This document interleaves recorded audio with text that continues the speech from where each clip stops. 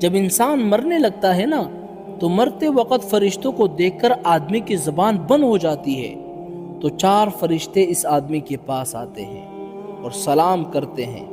پہلا فرشتہ سلام کرنے کے بعد کہتا ہے کہ اے اللہ کے بندے، میں تیرے رزق کے لیے مقرر کیا گیا تھا، مجھے تیرے رزق کا لقمہ کہیں پر نہیں ملا، تیرے نصیب میں رزق ختم ہو چکا ہے۔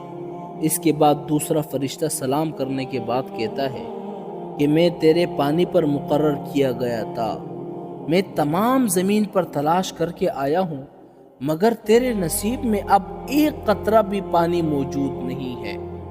تیسرا فرشتہ سلام کرنے کے بعد کہتا ہے کہ میں تیرے سانس کے لیے مقرر کیا گیا تھا، مگر اب زمین پر کہیں بھی تیرے نصیب میں ایک سانس بھی موجود نہیں ہے۔